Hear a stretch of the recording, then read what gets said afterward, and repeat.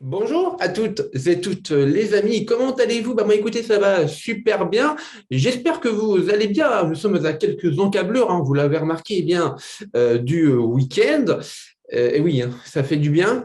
Et aujourd'hui, nouvelle interview avec un grand réalisateur et qui a eu un impact majeur sur l'industrie cinématographique française, Nicolas Pleskov. Bonjour Nicolas, comment allez-vous? Bonjour, merci pour ce portrait un peu disproportionné.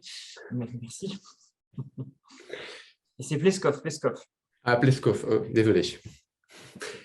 Du coup, on va commencer directement parce que je ne sais pas si vous avez vu passer, je vous ai mis une petite story avec les questions. Vous avez été près de 400 à répondre à la story. Du coup, j'ai dû faire un tri énormément.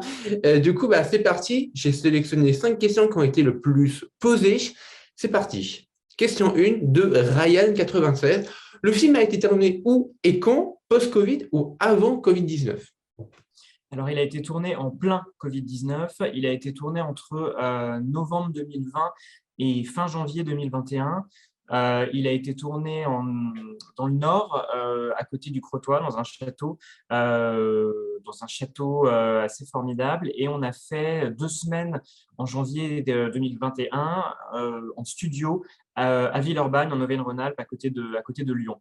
Mais il a été tourné pendant, en fait, dans l'espèce de creux entre la deuxième et la troisième vague, c'est-à-dire à la fin du deuxième confinement et on a terminé la veille du couvre-feu 18h. Donc, on a tourné dans des conditions très particulières parce que c'était donc un tournage Covid. Donc, on était masqués, très testés, très sous contrainte.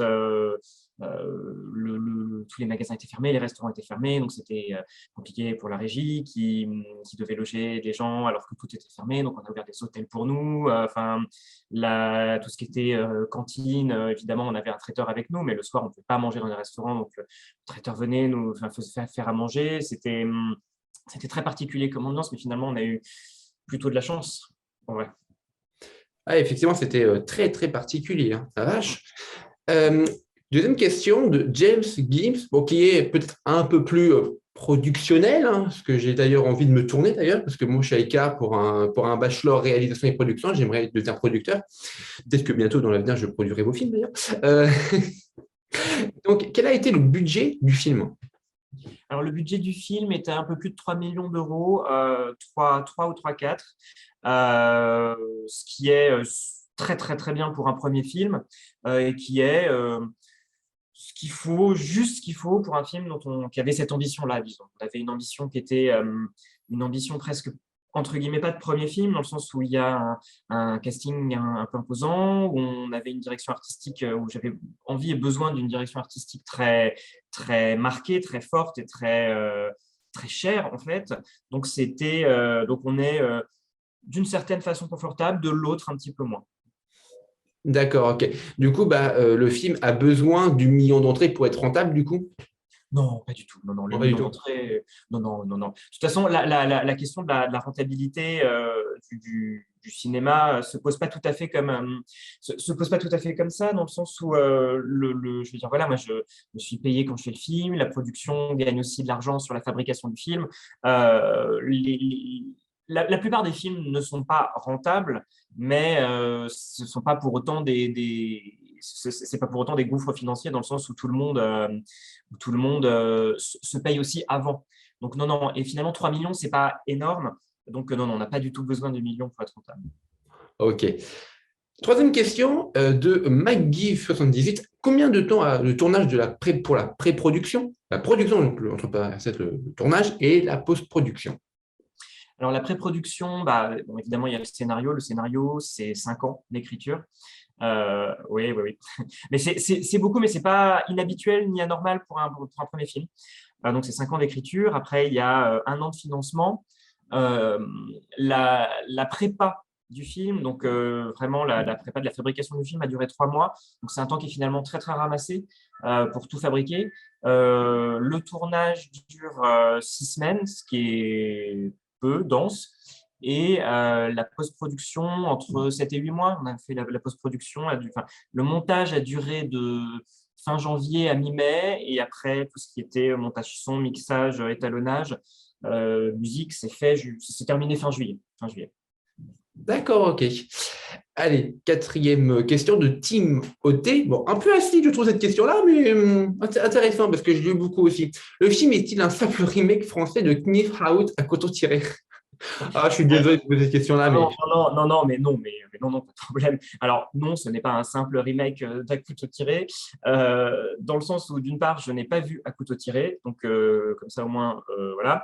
Et ensuite, je veux dire, c'est même pas un remake du tout d'À couteau tiré. À couteau tiré, c'est un film Cluedo, c'est un film hérité d'Agatha Christie, c'est un film hérité de toute une tradition de cinéma qui existe depuis 100 ans. Il y a eu des centaines de films Cluedo et j'ai tout simplement fait un film Cluedo. Donc, c'est-à-dire que les références de Ryan Johnson, qui n'a pas inventé le film Cluedo, et mon film sont les mêmes.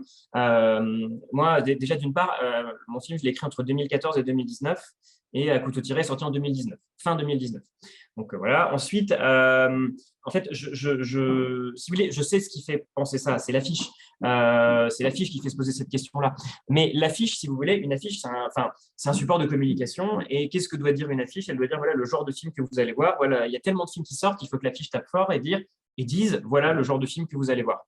Le dernier film Cluedo qui a marché, qui a fait parler de lui, c'est tout simplement À couteau tiré. Donc, pour dire aux gens, si vous avez aimé ce genre de film-là, c'est ce genre de film-là que vous allez retrouver. On a évidemment fait un gros clin d'œil à cette affiche, mais c'est complètement conscient, c'est évidemment voulu.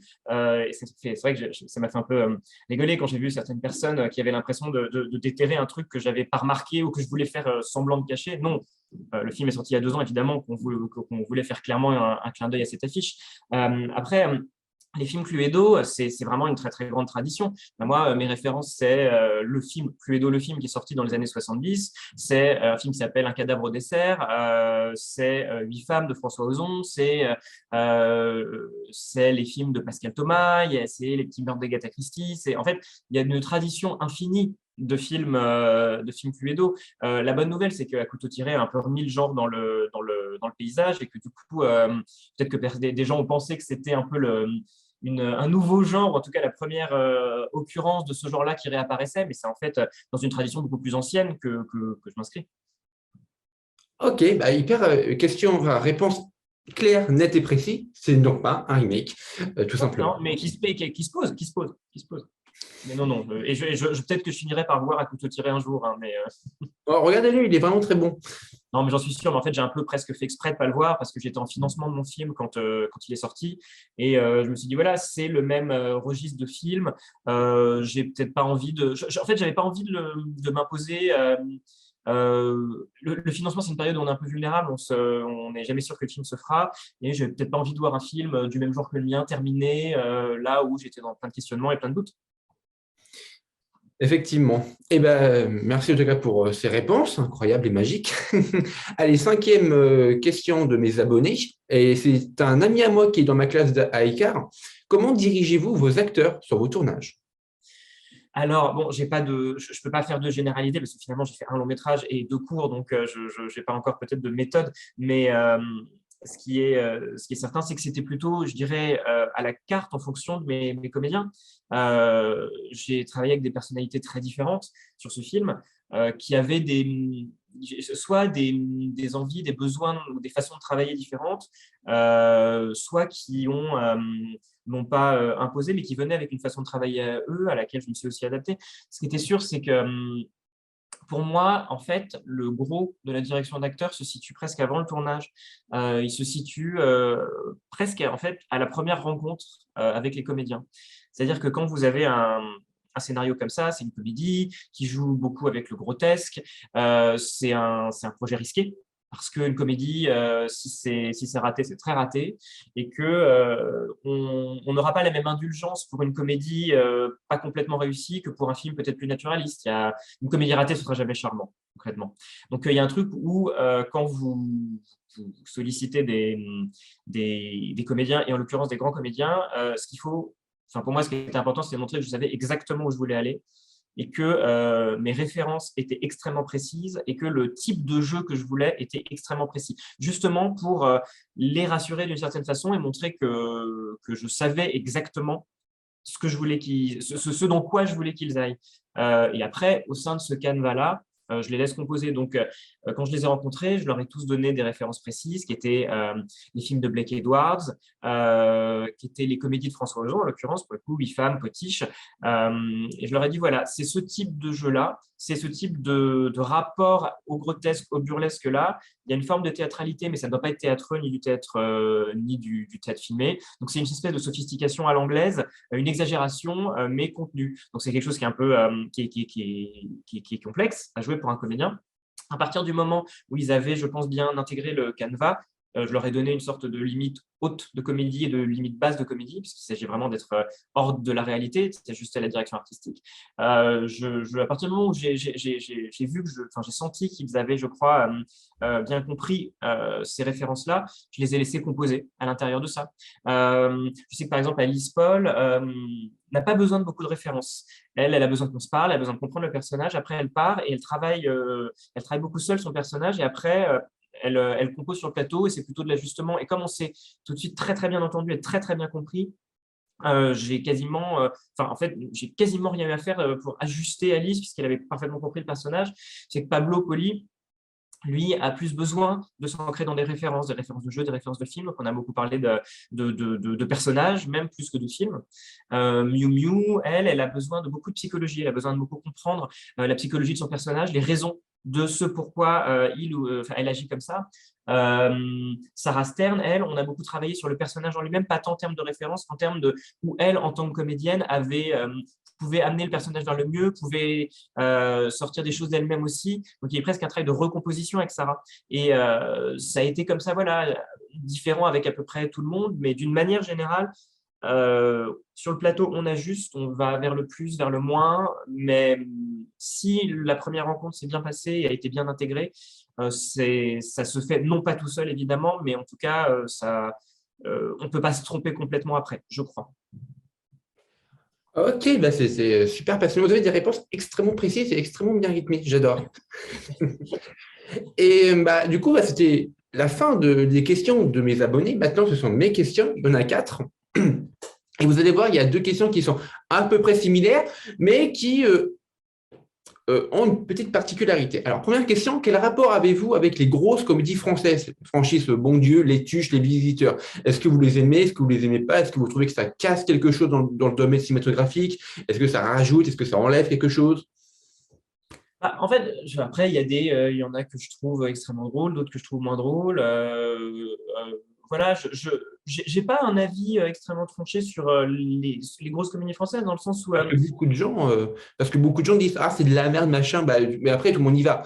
ouais, mais non, en fait, si vous voulez, oui, enfin après, c'est comme tout le monde qui dit, moi, ma chaîne préférée, c'est Arte, et qui, en fait, regarde du gros divertissement, enfin, un moment, comme, voilà, enfin, si vous voulez, ces films-là, à partir du moment où ils font rire des gens, où ils aiment, où ils font plaisir à des gens, où ils font sortir des gens de leur quotidien, où ils sont l'occasion d'une sortie en famille qui amène 2 heures d'échappée belle, je suis qui pour les juger, quoi. Moi, ouais, il y a des choses qui me font pas rire. Parce qu'on a fait Bon Dieu, ça me fait pas spécialement rire. Mais à partir du moment où ça a rendu heureux 4 millions de personnes, je cracherai pas dessus du tout. D'autant plus parce que c'est aussi grâce à ces films-là que des films plus auteurs se font. Le cinéma français est un système de redistribution vertueuse qui fait que quand quelqu'un va voir qu'est-ce qu'on a fait au bon Dieu, il y a ce qu'on appelle la TSA, qui est une taxe sur le ticket de cinéma, qui est réinjectée dans le CNC. Je l'ai appris, c'est en cours de production, effectivement. Voilà, donc le Centre national du cinéma, et qui réinvestit dans des films d'auteurs, pour le coup, qui sont aidés par l'avance sur recette, notamment, pour pouvoir faire des films plus confidentiels et plus auteurs. Donc, je veux dire, les gens qui vont voir qu'est-ce qu'on a fait au bon Dieu permettent à des films plus auteurs ou plus confidentiels d'exister. Donc, à partir du moment où ça a fait plaisir à des gens d'un côté et que ça a permis à des gens qui n'aiment pas ces films-là d'ailleurs de financer le leur, c'est un système que je trouve suffisamment vertueux pour pas du tout les attaquer. Et par ailleurs, j'aime beaucoup les Tuches. Et puis, j'ai Stéphanie Tuche, Sarah Stern chez moi. dans mon film. Et c'est aussi une série de films que j'aime beaucoup. Donc, non, c'est juste, de toute façon, c'est un conflit culturel. Les gens qui vont voir ou qui aiment les grosses comédies n'aimeront certainement pas les films labellisés Semaine de la critique et inversement. Donc, au fond, on a tous le film de merde de quelqu'un d'autre. Donc, je pense que pour pas mal de gens qui ont pris du plaisir à voir une grosse comédie, bah, ils trouveront que un film d'auteur labellisé Semaine de la critique sera de la merde et inversement. Donc, en vrai, voilà, moi j'aime les deux. Donc, Mais effectivement, ma prof de production à Écart, effectivement, elle dit, mais moi, j'aime pas ce film-là, mais tant que les gens y viennent, vas-y, ça me fait de l'argent, là, c'est pour financer mes projets. Donc, non, complètement, complètement. Et puis voilà, moi j'aime vraiment tous les cinémas, quoi. C'est vrai en plus. Enfin, je peux aller voir, je peux aller voir les Tuches et je peux aller voir le cinéma le plus pointu de Bellatar le lendemain et voilà, moi après j'aime le cinéma en particulier. Donc, effectivement. Deuxième question de ma part. Bon, on va retourner dans le côté Covid, hein. La pandémie du Covid-19 a-t-elle en interne chez Backfilm redessiné les contours de votre tournage? Je pense que oui, là très largement. Ou alors c'était un tournage qui aurait dû être fait en 2019, puis finalement moult trucs, 2020, puis finalement Covid est encore repoussé. non, j'ai eu beaucoup de chance. Franchement, j'ai eu beaucoup de chance. Après, moi, le Backfilm s'occupe de la distribution. Donc, pour eux, au niveau du tournage, ça n'a pas changé grand-chose en termes de tournage. Non, le film, on a commencé à le financer en mars 2020. Donc là, c'est-à-dire que juste Backfilm s'est engagé sur le film juste avant le premier confinement. Pendant le premier confinement, se sont quand même tenues toutes les commissions de financement. Donc, on passait des oraux par Zoom. Voilà, les partenaires lisaient, les interlocuteurs lisaient. Donc là-dessus, ça n'a pas posé trop de problèmes. Après, quand ça a repris, quand tout a réouvert en mai, j'ai là eu les financements de France 3, de Canal+, les Sofica, et on a calé le tournage fin novembre. Et alors, à partir de septembre, fin août, quand on a commencé à travailler, là, on a commencé à stresser parce que la deuxième vague était en train de monter et de monter bien. Ouais. Donc là, on a commencé à stresser pas mal, en plus on n'avait pas de vaccin. Et le deuxième, j'ai été très très stressé pendant le mois d'octobre quand les cas montaient en flèche.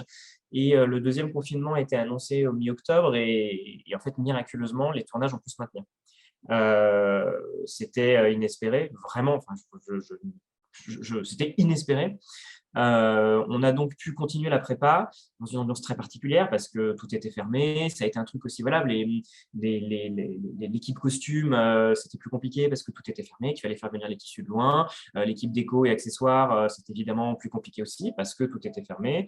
Donc, il y a eu voilà, ça a été, comme je vous disais, plus compliqué pour les gens de la régie. Ça a créé beaucoup de contraintes. Et l'ambiance était très bizarre. Et après, le tournage, en fait, on a réussi à le maintenir. Fin novembre, après, c'était un tournage sous Covid, quoi. Donc, on était toujours tout le monde masqué, sauf les comédiens. Cantine vitrée, on avait une jeune fille qui s'occupait qui était ce qu'on appelle la référente Covid et qui s'occupait de nous changer les masques, de nous laver les mains, de tout le protocole et qui était super parce que c'est un boulot vraiment pas facile. Ouais. Et si vous voulez, tout ce qui était convivialité, on n'a pas pu. On a fait aucune fête, évidemment. On n'est jamais sorti. On était testés tous les mercredis. Et c'est vrai qu'il y avait ce truc où j'avais un peu l'impression que j'allais pouvoir remettre une pièce dans la machine à chaque fois qu'on me disait que c'était bon, quoi. Parce que c'est vrai qu'il y avait la menace que tout s'arrête. Et un truc très particulier sur les tournages Covid, c'est qu'ils ont séparé les équipes en indispensables et non indispensables, ce qui est très contestable comme classification. Mais si le réalisateur, le chef opérateur ou les comédiens sont positifs, le tournage s'arrête. Ça, c'est les indispensables. Voilà.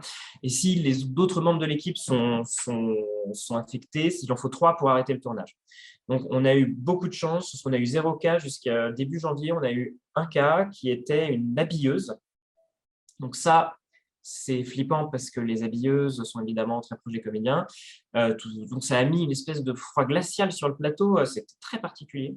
Et en fait, une semaine après, on nous a dit que c'était un faux positif, ce qui est horrible parce que après, on n'a pas arrêté, mais la pauvre a dû rester enfermée pendant une semaine pour rien. Donc, bon, en tout cas, on a eu beaucoup de chance, mais c'était une menace permanente. C'était une menace permanente. C'était très, très particulier. Enfin, après, le film, c'est vraiment un film qui est passé entre les gouttes du Covid partout. C'est-à-dire qu'après, toute la post-production s'est faite pendant le espèce de troisième pseudo-confinement où on a quand même pu travailler. Et là, on sort le 9 mars et on est pile en baisse de la cinquième vague. Donc, en fait, on aura réussi à passer entre les gouttes de façon assez miraculeuse. Non, le seul, entre guillemets, contrainte qu'on a eue, en vrai, enfin contrainte, en tout cas, vrai impact qu'on a eu, c'est qu'on devait sortir le 24 novembre, mais que c'était tellement saturé de films qu'on s'est dit, pour le bien du film, on ne va pas le confronter à tant d'autres films. Donc, on s'est ramené le 27 octobre, et là, pareil, on était trop de films. Pas la place pour suffisamment de presse, pas la place pour suffisamment de salles. Donc, on s'est dit, on va protéger le film, on va le sortir plus tard. Et je ne regrette pas du tout d'être sorti le 9 mars. De sortir le 9 mars. Ah oui, d'accord, ok. Ouais, c'était glaçant du coup, hein. Pareil, parce qu'effectivement, il y avait ce système de trucs dispensables et indispensables qu'ils ont mis en place à l'écart. Tous les élèves ont commencé à gueuler, ils ont enlevé ça directement. Ouais. Non, je dis après, c'était glaçant, oui et non, dans le sens où le tournage était un tournage extrêmement joyeux. Et c'est un film ce tournage s'est passé, mais divinement bien. Enfin, ça n'aurait pas pu mieux se passer. Et je pense même qu'en fait, c'était extrêmement joyeux aussi parce qu'on était dans une enclave au milieu d'un monde qui avait. Enfin, il y avait du monde qui s'écroule autour de nous, quoi. Il y avait ce truc très. On était. Enfin, moi, je me rappelle, le matin, j'arrivais dans mon château avec mes comédiens et on tournait et c'était extrêmement. Voilà. Excitant, joyeux, et le soir on rentrait, on allume la télé et c'est l'apocalypse. Donc il y avait un truc où ça m'a. Moi, en fait, j'ai l'impression d'être un énorme chanceux d'avoir pu vivre ces 2 années-là comme ça. En vrai. Effectivement. Et c'était des journées continues, vos tournages? C'était c'était des journées. On a fait aucune nuit quasiment puisqu'on a tout fait en nuit américaine dans le film. Donc je voulais et je tenais à ce qu'on fasse en La nuit nuit américaine. américaine, oui. Voilà. Et quand je dis à mes camarades que je veux faire une américaine, ils me regardent tous en mode tu veux Mais nous non, tuer? On tourne la nuit, non. c'est pas grave. Oui, mais non, mais ça dépend de l'esthétique du film que vous voulez faire. L'esthétique du film était jouait justement avec une esthétique studio, une artificialité très technicolor années 50 et BD. Donc la nuit américaine, pour moi, était une évidence, vu que le film prend le parti pris esthétique du non-réalisme de A à Z et justement je dirais du cartoon presque, pour qu'on puisse justement croire à cette histoire incroyable, il faut qu'on soit dans un univers de cartoon. Et donc, la nuit américaine. Ouais, effectivement. Moi, j'aime bien aussi la nuit américaine. Oui. Alors, question simple, mais efficace. Vos prochains projets, tout simplement. Alors là, je suis en train d'écrire un deuxième film. Voilà, donc je suis plutôt au début. Donc voilà, je préfère pas me jinxer en disant de quoi il s'agit, mais je suis en tout cas au début de l'écriture d'un deuxième film. Et j'ai beaucoup de projets en tant que scénariste, puisque je suis scénariste par ailleurs. Euh, Donc, j'ai un projet pour la télévision qui va être réalisé par Pascal Elbé qui va sortir l'année prochaine. Pas mal. J'ai plusieurs séries en développement et des longs métrages que je coécris qui sont en ce moment. Ah ben, c'est cool ça. Vous pourriez, question complètement subsidiaire, vous pourriez produire, réaliser pour Netflix, Amazon, ou alors vous êtes totalement contre ce système de streaming. Je ne suis pas du tout contre. Non, non, produire, non, parce que je ne suis pas du tout producteur, mais réaliser, oui, bien sûr. Et enfin, je veux dire, c'est un plateau, c'est un plateau. Des acteurs, c'est des acteurs. Un décor, c'est un décor. Donc, non, non, je ne suis pas du tout contre le streaming. Je pense qu'il y a de la place pour tout le monde, pour tous les endroits. Je pense d'ailleurs que voilà, on annonce la mort du cinéma en salle tous les 10 ans, pour 5 ans, pour des raisons différentes. Le magnétoscope n'a jamais tué le cinéma en salle, le DVD non plus, le streaming non plus d'ailleurs. Oui, là en ce moment les salles souffrent, c'est sûr. Il y a une vraie crise qui est sans précédent, certes, mais je ne crois pas une seconde au fait que les salles, que le streaming va bouffer les salles. Non, je pense qu'il va y avoir peut-être qu'il va y avoir pendant un certain temps une polarisation plus grande de la production. Je pense que les petits films seront, à mon avis, peut-être deviendront toujours plus petits, mais resteront je dirais, auront comme endroit privilégié la salle, parce que les vrais cinéphiles vraiment tiennent à la salle. Je pense que les énormes films continueront d'être les salles de cinéma parce qu'il y a toujours cette donnée de spectacle. Comme Spider-Man, les gens ont envie de grands spectacles en salle. Je pense peut-être que les films dits du milieu, les films, à budget moyen, peut-être trouveront un peu plus de place sur les plateformes, mais c'est aussi, là, je suis en tournée pour mon film, et donc je rencontre plein d'exploitants. Ils souffrent, mais il y a aussi un truc où c'est une période qui est aussi stimulante d'une certaine façon, parce qu'ils se rendent compte, par exemple, que oui, moins de gens vont au cinéma, mais que, par exemple, les gens vont beaucoup aux séances événementielles, c'est-à-dire quand il y a des membres d'équipe qui viennent, quand il y a, par exemple, des trucs en 4D, quand il y a des débats, quand il y a des activités, des choses faites autour des cinémas. Donc, peut-être que ça a poussé aussi à une réinvention du cinéma comme quelque chose de plus événementiel, comme ça l'était avant, où quand on allait au cinéma, on passait la journée là-bas, il y avait les infos, il y avait des courts-métrages, il y avait le film. Donc non, pour revenir à votre question, je ne suis pas du tout contre les plateformes, et j'adorerais réaliser pour les plateformes. Ouais. D'accord, ok, super. Parce que moi, Icar, c'est extrêmement divisé. Mhm. Voilà. Oui, non, mais bien sûr, après, il y a un truc. Moi aussi, je suis cinéphile, je suis vraiment. Enfin voilà, moi j'ai 37 ans, je suis encore d'une génération qui est née sans ça, et qui avait. Voilà, qui mettait vraiment. Il y avait la télé, le cinéma, Internet, ça n'existe pas. Et puis moi là, je sacralise la salle énormément. Moi, je préfère, je préfère le cinéma en salle, et je préfère le format cinéma me plaît toujours plus que le format série. Mais je ne vais pas non plus faire mon très-vieux con qui fait comme si les choses, qui fait comme si les choses n'existaient pas. Le streaming, après tout, il y a des très très belles choses qui se font. Je pense qu'il faut pas être contre par principe, puisque de toute façon, on ne pourra pas composer sans. C'est comme ça. Donc, Ouais. à un moment, on peut aussi se mettre dans une grotte en se disant non, non, moi, le streaming, je veux pas, je suis contre Netflix, je suis contre Amazon, je suis contre. Voilà. Ça ne sert à rien. Et justement, il faut apprendre à composer avec. Aujourd'hui, Netflix, maintenant, depuis 6 mois, a des obligations d'investissement dans la création française originale. Donc, je veux dire, tout ça, il va y avoir un temps d'ajustement, c'est sûr. Et le Et la, Covid et est en train la- de se créer. et la chronologie des médias aussi qui a été abaissée très Qui était largement. abaissé, mais qui est encore, voilà, qui est encore un point d'achoppement pour beaucoup de gens, mais qui a été un peu baissé. Mais c'est juste que voilà, ça prendra un peu de temps pour s'ajuster. Et le Covid, en fait, a accéléré peut-être certains usages, mais vraiment, je pense que de toute façon, qu'on veuille ou qu'on ne veuille pas, on est obligé de composer avec ce système-là. Donc, autant essayer de composer de la façon la plus vertueuse possible. Très, très belle fin de phrase pour cette réponse. Bravo. Franchement, vous dites les choses très claires. C'est incroyable. Merci. Dernière question de ma part. Alors, Roland Emmerich, on connaît son avis. Il a dit que c'était vraiment nul et que ces films ne fonctionnaient plus à cause de ça. Quel rapport avez-vous avec les franchises hollywoodiennes industrialisées, Marvel, DC, Star Wars, etc. Parce que Roland Emmerich a clairement dit c'est à cause de ça que mes films ne fonctionnent plus, littéralement. Mais je suis sûr que Moonfall, ça marche, non? Non, non, il a commencé son premier week-end à 10,5 millions pour un budget de 140. Ouais, pas terrible. Je suis très envie de le voir. Euh, En fait, les Marvel, j'en ai vu très, très, très peu. Vraiment très peu. Je suis pas, enfin, c'est pas, alors là, ça n'a rien de politique ou quoi que ce soit. J'ai juste pas spécialement envie. Après, j'ai presque envie de faire de la même réponse que je vous avais dit sur les grosses comédies françaises. Après tout, moi, j'aime l'idée que les gens aillent au cinéma, c'est qu'ils vont voir au cinéma pour voir des Marvel et qu'ils sont contents. Je suis content. Enfin, moi, voilà. Après, non, en vrai. J'ai vu quoi? J'ai vu Black Widow, j'ai vu les Spider-Man époque pré-Andrew Garfield, j'ai vu après les Avengers, en fait, surtout qu'il y en a tellement que je ne sais plus par lequel commencer. Euh, j'ai pas vu Les Éternels, mais je trouvais ça super que justement on ait cherché une grande réalisatrice pour le faire. Quel avis j'ai là-dessus? En fait, dans ma position, je ne peux pas avoir un avis sur moi, ce que ça implique sur moi, ce que je fais, dans le sens où je fais un film qui est un film très français. Donc, ce qu'on disait tout à l'heure avant l'interview, vous posez la question de Batman. Moi, Batman me fait pas du tout peur, dans le sens où, enfin, tellement pas la même chose que moi, ça n'a pas d'impact sur moi. Après, c'est des films qui m'intéressent pas trop, mais vraiment, encore une fois, c'est pas. Non, c'est juste que ça m'intéresse pas trop. Après, moi. Je suis très défenseur des Star Wars de Disney. Je suis à fond pour le 8, fait par Ryan Johnson, qui a fait à couteau tiré. C'est peut-être pour ça que je l'aime. Mais en fait,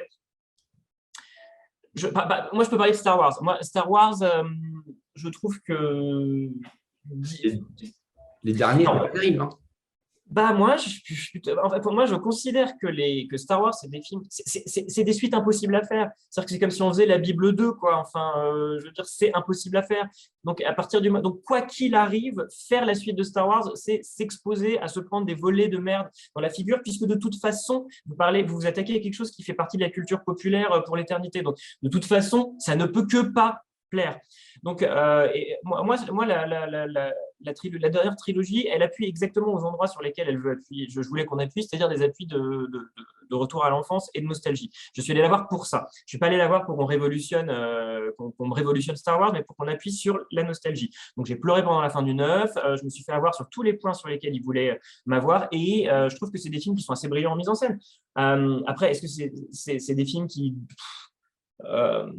moi, je pars vraiment du principe, et c'est pas, je dis pas ça par angélisme, que s'il y a un public à qui ça fait plaisir, bah, tant mieux, tant mieux. Après, est-ce que si ça impacte vraiment les films d'autres réalisateurs, comme le dit Roland Emmerich, c'est peut-être plus embêtant, mais si vous voulez, moi, Marvel, Star Wars, pour moi, c'est juste des séries au cinéma. C'est des séries, en fait. C'est un principe c'est des séries, c'est du doudou, ouais, c'est des films doudou qu'on a envie de retrouver, comme on retrouve sa famille le dimanche, quoi. Et c'est un type de cinéma, voilà, c'est un type de cinéma câlin dimanche après-midi, quoi. C'est comme là, Jurassic World 3, ils ont fait revenir Alan Grant et Liz Slater. Et en fait, moi, je vais y aller pour ça. Parce que j'ai envie de les revoir, parce que j'ai envie de me ramener à mon Jurassic Park de 93. Donc, Comme pour Spider-Man No Way Home. ouais, voilà. Non, mais ça, j'étais hyper content de ce qu'ils ont fait. Mais et même, je trouve ça même plutôt théoriquement assez puissant d'avoir fait ça, parce que faut oser quand même. Enfin, c'est presque théorique. Enfin, c'est presque arty, quoi, d'avoir fait ça, je trouve. Mais donc non. Je n'ai pas spécialement d'avis, je ne vais pas spécialement voir. À partir du moment où il y a un public pour, je trouve que c'est une très bonne chose parce qu'après tout, c'est des produits culturels et que c'est bien que les gens voient des choses. Après, oui, à partir du moment où si ça commence vraiment à nuire au public d'autres personnes, oui, ça m'embête plus, mais je n'ai pas la preuve que ça nuise vraiment. Au cinéma d'Emmerich ou même de Scorsese quand il les avait attaqués, quoi. Alors oui, je suis d'accord, je préfère aller voir un film de Martin Scorsese, mais je dirais que chaque pot a son couvercle, quoi. Chacun a son propre cinéma et c'est ça qui fait la force au final du cinéma en lui-même et l'industrie en général. Merci, Monsieur Pleskov, d'avoir répondu à mes questions et aux questions de mes abonnés. Merci à vous, les amis, d'avoir regardé cette vidéo. J'espère qu'elle vous aura plu. J'espère que cette interview vous aura été intéressante. Moi, de mon côté, on se retrouve pour une prochaine vidéo. Alors, quand ou je ne sais pas, ça dépendra de l'actualité gaming et cinéma. Mon nouveau court-métrage, TikTok of the Dead, est disponible, promis d'une trilogie. Les amis, n'hésitez pas à aller checker ça.